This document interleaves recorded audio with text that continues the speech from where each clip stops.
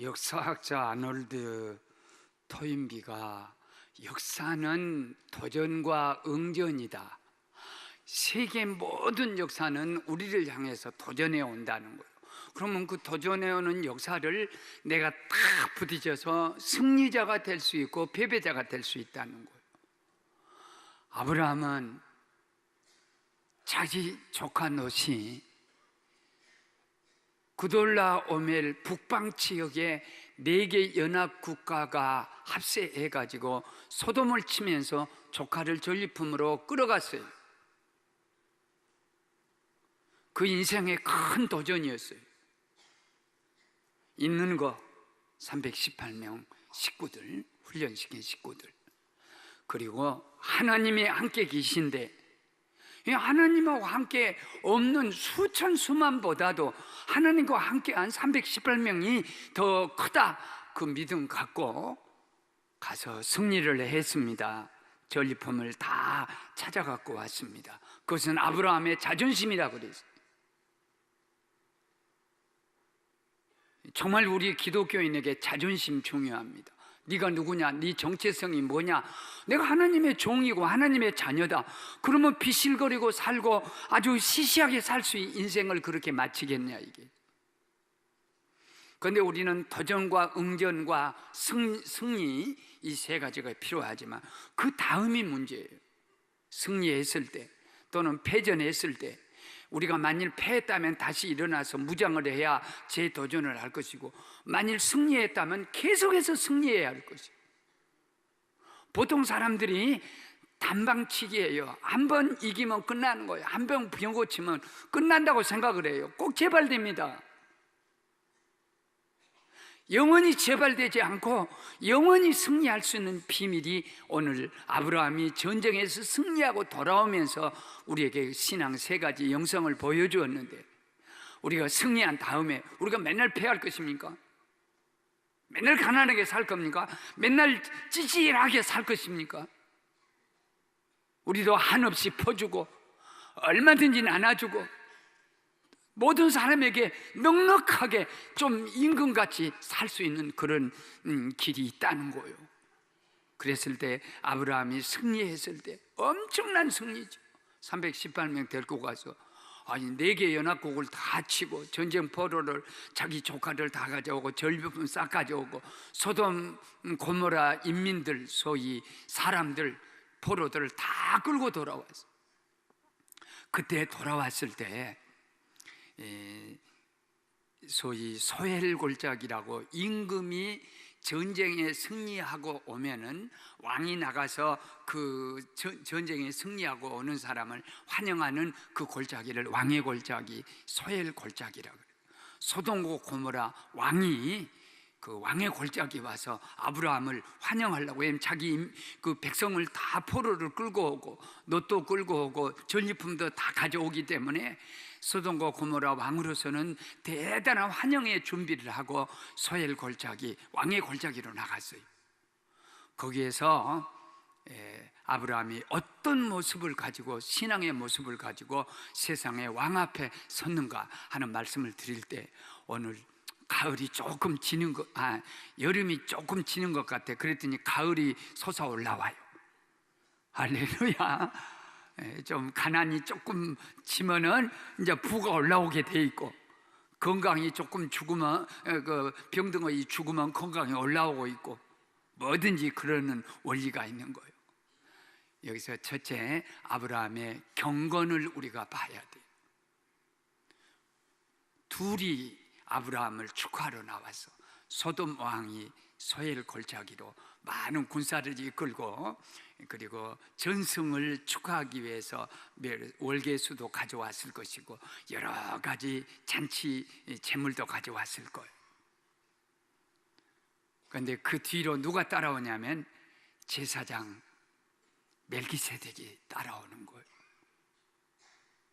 그런데 아브라함이 그 지역을 총괄할 수 있는, 총괄하는 소돔과 고모라 왕을 만나주지 않고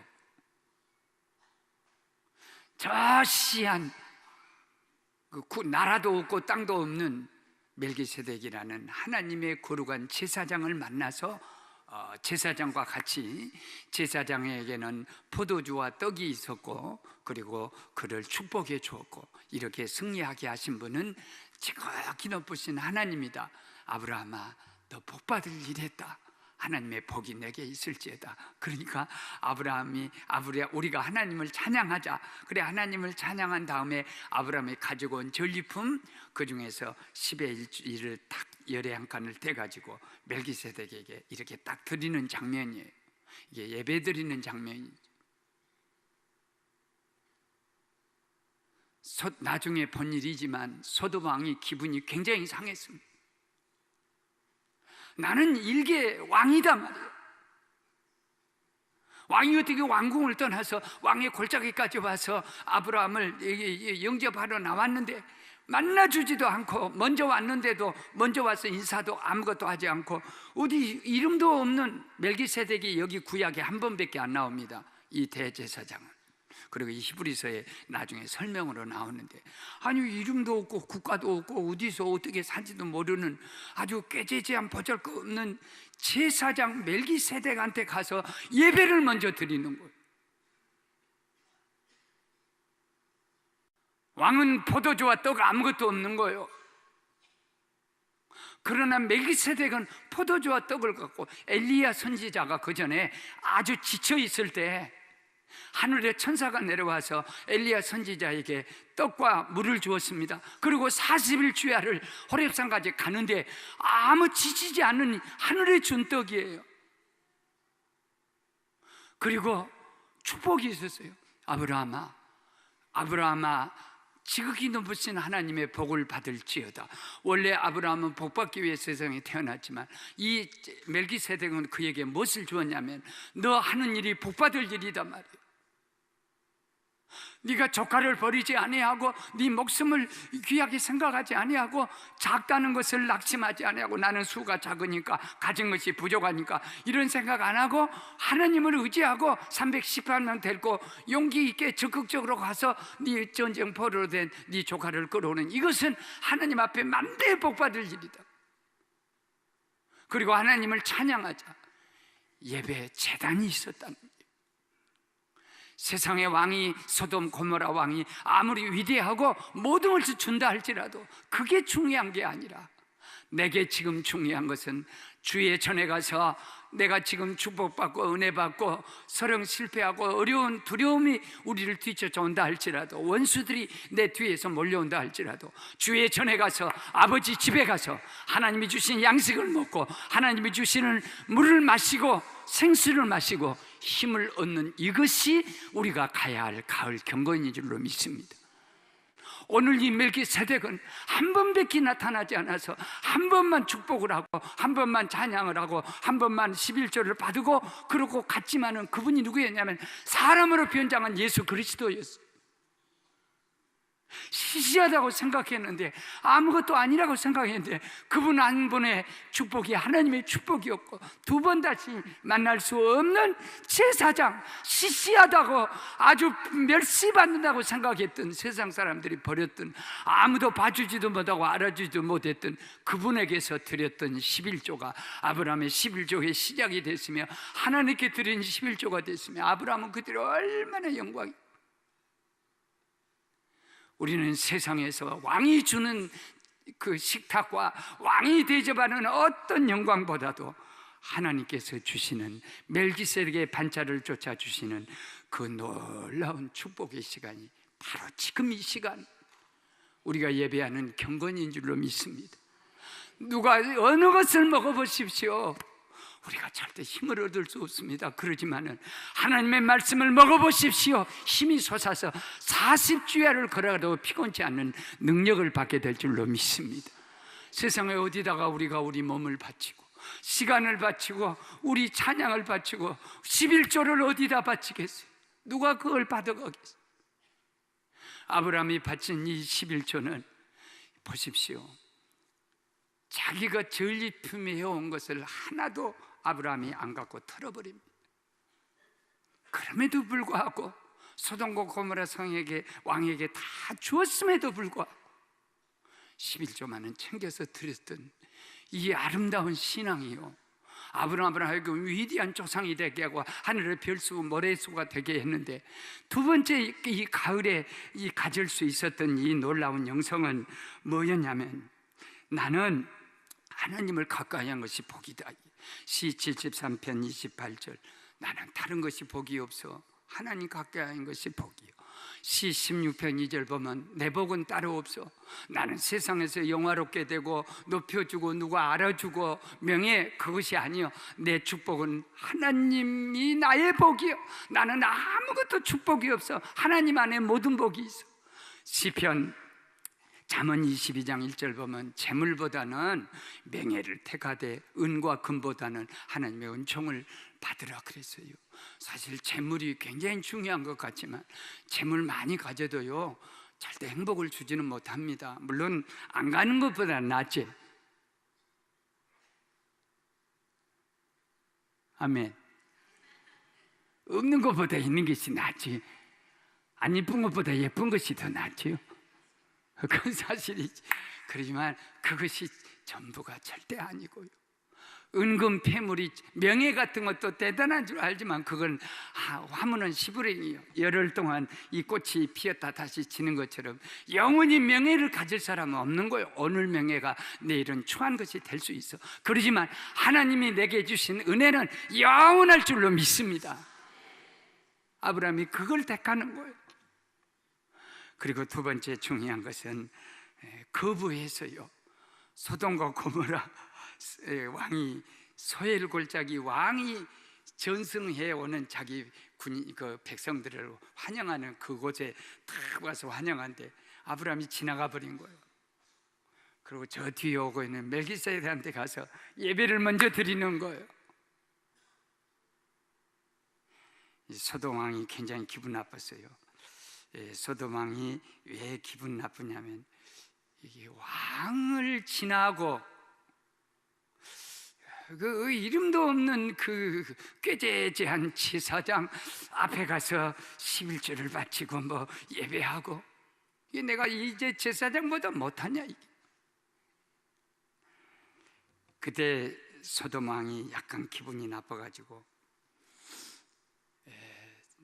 아브라함이요, 전리품은 네가 다 가져라. 내가 전리품을 너한테 다 주마. 그 대신에 내 백성, 내 인민, 내 백성 전쟁 포로로 끌어왔으니까 내 백성은 소돔 고모라로 보내고, 전리품, 양이든지 뭐든지 뭐 종이든지 다 네가 가져라. 여기서 소돔 고모라 왕이 잘못한 것이 하나 있어요. 그 하나님께서 줄 수 있고 안 줄 수 있는 거지, 왕이 주고 말고, 자기는 암패전 왕이 아무것도 못 해가지고 모든 자기 백성을 잃어버리는 왕이 내가 준다 만다 끝까지 왕의 권한을 가지고 있는 거예요. 그때 이 소돔 왕 앞에서 이 아브라함이 어떻게 표현을 하는가 보십시오. 좀 표현은 잘 들어야 합니다. 천지의 주제시요 지극히 높으신 하나님 여호와께 내가 손을 들어 맹세하노니, 네 말이 내가 아브라함으로 치부하게 하였다 할까 하노라 하여 내게 속한 것은 시로라기 하나라도 들매끈 한 가닥도 내가 가지지 아니하리라. 오직 젊은이들이 먹은 것과 나와 동행한 아넬과 에스콜과 마물의 사람들의 몫은 당신이 주어야 할 것이다. 물론 너는이라는 이 표현은 우리가 번역을 그만큼 이 소돔 왕에 대해서 당신에게 내가 하나님의 살아계신 하나님을 두고 맹세해서 지극히 높으신 하나님께 맹세하는데, 당신이 혹시 내가 전리품을 취했다 그러면 당신 입으로 말하기를, 솔로몬이 아브라함이 저렇게 잘된 것이 내가 그때 다 아브라함을 축복해서 이렇게 말할까 두려워서 하나도 내가 갖지 않겠습니다. 그럴 때 너는 네 입으로 왕에게 어찌 감히, 아브라함이, 겸손한 아브라함이 왕 네가 나에게 내가 아브라함을 축복해서 저렇게 아브라함이 이방 땅에서 잘 된다 그렇게 그런 말을 하는 건 아니에요. 다만 번역을 이렇게 우리가 번역을 네가 네 입으로 내가 아브라함을 치부시켜 가지고 이렇게 잘 되겠다 할까 하노라. 그래서 내가 아무것도 절품 안 갖고 가겠다 하는 이 표현은 좀 이렇게 무겁게 표현한 것에 불과합니다. 왕한테 네가 그렇게 할 수 있겠어? 아무 어떤 왕이라도 왕이여 그러지. 그런데 여기서 표현상 이렇게 번역을 한국말로 한 이유는 그때 소돔과 고모라 성 왕이 기분이 굉장히 상했다는 것과, 그리고 아브라함이 항상 지극히 높으신 하나님, 지극히 높으신 하나님 앞에 솔로몬 이 소돔과 고모라 왕을 아무것도 아니라 당신도 종이라 이게요. 내가 아무것도 안 갖겠습니다. 그렇게 세상 것을 다 거부하는 거예요. 여기서 아브라함에게 중요한 신앙은 오직 하나님의 영광밖에 없는 거예요. 잘 돼도 하나님의 영광, 못 돼도 하나님의 영광. 그런데 소돔 왕이 내가 아브라함을 축복해갖고 잘 돼, 그런 말 사람 많이 하잖아요. 누구 하나 성공시켜 놓으면 내가 그때 저놈을 가르쳤어, 내가 그때 장학금을 줬는데 저놈이 잘 됐는데, 늘 자기를 많이 하는 거예요. 그래서 아브라함은 세상에서 어떤 칭찬 받는 것보다 갈라디아 1장 10절에 내가 사람을 기쁘게 하랴, 하나님을 기쁘게 하라, 사람을 기쁘게 했다만 내가 그리스도의 종이 아니었다 그래. 아브라함의 마음속에는 혹시 하나님이 나 때문에 영광이 가리워질까, 먹든지 마시든지 무엇을 하든지. 고린도전서 10장 31절에 사도 바울이 많이 시험을 겪고 어려움을 겪고 환난을 많이 겪었습니다. 근데 그때마다 아이고 내가 예수 믿어가지고 주의 종이 돼가지고 그런 생각이 아니에요. 이러나 저러나 하나님께 영광만 된다면. 아브라함 가슴 속에는 내가 전쟁의 승리가 내가 잘해서 혹시 소돔과 고모라 성 사람들이 도와주어서 아니야, 이 모든 것은 오직 하나님께 영광. 이런 신앙을 가질 수 있는 사람이 그렇게 많을 것 같습니다. 우리는 두 가지를 꼭 조심해야 돼요. 왜 조심해야 되면, 하나는 맛보기 신앙이, 이제 우선 먹기는 꽃감이 좋다 해가지고 지금 오늘 이 시간에만 내 이익을 딱 챙겨, 경건을 이익의 재료로 삼는 잘못된 신앙입니다. 내가 예수 믿는 것도 어떻게 하면 내가 좀 잘 살아보고 내가 잘 돼보고 어떻게 하는 그 경건을 이익의 재료로 삼고, 혹시 우리가 병을 누구를 안수해서 고쳤다 그러면 거기서 뭐 돈을 받는다든지 사례를 받는다든지 이런 것들이 다 결국은 그렇게 해가지고 무슨 묘한 그룹이 되는 거예요. 이런 것들이 다 경건의 이익을 삼아. 왜 그러냐면 아브라함이 왜 이런 것들을 다 거부하고 예수 하나님 앞에서만 이해하는 거예요, 언제나. 그리고 세상에 대해서 이 우쭐하게 할 때 거기에 절대 빠지지 않고 거부할 수 있었던 것은 오늘이 승리가 문제 아니에요. 아브라함은 적어도요 먼 미래를 보는 거예요. 꼭 한 번 기도해가지고 한 번 병이 고치면 하나님 떠납니다. 한 번 축복받으면 축복에 빠져가지고 야 이제 내가 축복받았으니까 이 축복 가지면 일생 먹고 살겠다, 이틀도 못 살고 빈털터리가 됩니다. 그렇기 때문에 아브라함은 이 모든 영광은 하나님께 돌리는 거지 세상 것을 가지고 자기가 어떻게 하려는 게 아니에요. 그렇기 때문에 우리는 한 번의 도전이 왔을 때 승리가 끝이 아니라 그 다음에 지속적인 승리를 가져오기 위해서 오직 나를 하나님 앞에 세워서 영광만을 위하여 살아가야 할 줄로 믿습니다. 이것이 그의 영성이에요. 비움. 그리고 세 번째는 비움의 영성.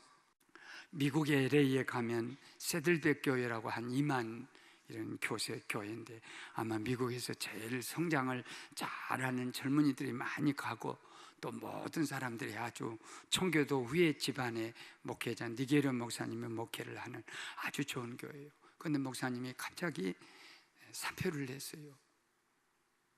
그래 우리 상암 월드컵 경기장에 니게르 목사님이 왔을 때 7만 명 목회자들이 와서 그분의 목회 방법을 배우고 그분의 검소한 생활, 그리고 돈의 자유함, 교회가 뭘 주는 것에 연연하지 않고 다 내놓고 자기 쓸 것만 쓰고 하는 검소한 생활, 넥타이도 없이 아주 옷 한 벌 가지면 그냥 그대로 가는, 아주 이 시대 예수님의 삶을 닮아가는 가장 그렇게 존경하는 목사님 중에 하나인데, 교회도 큰 교회예요.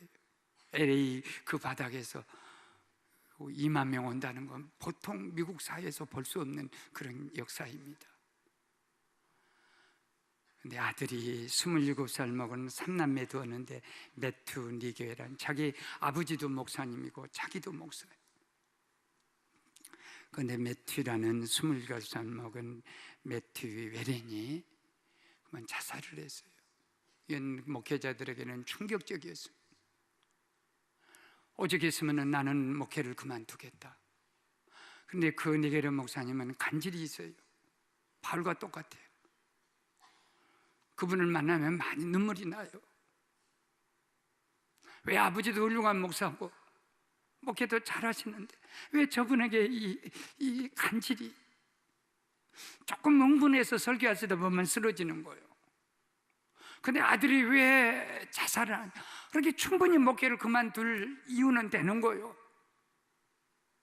그런데 그분이 석 달 동안 산에서 기도하시다가 힘을 얻어가지고 다시 돌아왔습니다. 세기교회가 박수를 보내고 목사들이 박수를 보냈어요. 왜냐하면 이것이 내 연약함과 내 자식이 자살한 것이, 정신적으로 자살한 것이 내 사명을 가로막을 수는 없다는 거예요. 개인적으로는 마음이 아프고 쓰라리고 그러지만 내가 이 십자가로 이것도 비워야 한다는 거예요. 저는 오랫동안 목회를 하면서 40년 목회하면서 이것이 정신병이냐 아니면 이 자살이냐 정신병이냐 이걸 구별하는 지혜를 얻었어요. 간혹 여러분, 무조건 우리 아이가, 우리 남편이 자살을 하고 5층에서 뛰어내려졌다고 해서 지옥 가는 거 아니에요. 사람이 암병이 극하게 걸리게 되면 병이 결국은 사람을 데려갑니다. 병 때문에 죽는 거예요. 물론 배후에는 하나님의 오시라는 계획이 있겠죠. 병으로 사람을 데려가는 거예요. 정신병도 마찬가지죠. 정신병, 우울병 같은 거 걸리게 되면요, 이 병이요 사람을 절망으로 몰아내는 거예요. 너는 죽어야 한다, 너는 아무 소망이 없어, 너를 사랑하는. 그래가지고 이 절망의 귀신이, 또 절망의 병이 와가지고 자기도 모르게 나는 죽어야 돼 하고 뛰어내린데, 이건 자살이 아니에요. 자살은 자기의 의지대로 자기를 죽인 것이 자살이에요. 정신병 환자가 의지대로 자기를 죽입니까? 그건 자살이죠. 그렇지만 병이 끌고 가는 거예요. 막 물속으로 끌고 들어가서 사람을 죽이기도 하고, 아파트로 올라가서 떨어져 죽이기도 하고, 이렇게 귀신이 이 정신적인 잘못된 것이 우리를 죽음으로 몰 때 그것까지라도 지옥에 간다 할 수 있겠어요? 니게르 목사님이 어떤 깨달음을 가진지 모르지만 자기 자식이 자살을 하고 간질을 가지고 강단에 서서 정말 깨끗하게 목회하는 그분을 통해서, 특별히 나 같은 경우 많은 이 땅에 연약한 목사들이 무엇을 받냐면 위로를 받는 거예요. 우리도 하자. 우리가 아무리 어려운 일이 우리 앞에 오고 앞에 장벽이 있다 할지라도 하나님께서 내게 맡겨진 사명을 가로막지는 못한다는 거예요. 개인적으로. 사랑하는 여러분, 어디를 가느냐 그것보다 중요한 것은 누구랑 가느냐 하는 것이 중요한 것이고, 무엇을 하느냐보다 중요한 것은 누구와 더불어 하느냐가 중요한 것이고, 무슨 일 당하느냐가 중요한 게 아니라 누구와 같이 당하느냐, 누구를 무슨 비극을 만났느냐 그게 중요한 게 아니라 지금 누구와 함께 이 비극을 당하느냐가 중요하고, 내가 지금 아무리 눈물을 흘린다 할지라도 누구를 위해서 흘리는 눈물인가? 하나님을 위해서 흘리는 눈물이라면, 그것이 아무리 어렵고 힘들어도, 여러분이 지금 어떤 공경에 빠졌다 할지라도 그 공경이 중요한 게 아니에요. 하나님이 함께 하시는 공경이라면 그것이 영광이 될 줄로 믿습니다. 내 아픔까지 내 슬픔까지 다 비워놓으시고, 하나님이 세상 사람들이 저 목사는 아들이 자살했다네, 저 목사는 지금 간질병이 있다네, 그런 모든 비난의 소리보다도 이것까지라도 다 비워놓으시고 내 생명이 끝나는 날까지, 하늘에 가서 영원한 안식을 누릴 때까지 주님 내 영혼을 써주시옵소서 할 수 있는 은혜가, 이 가을에 비움의 은혜가 충만하시기를 주님 이름으로 축원합니다.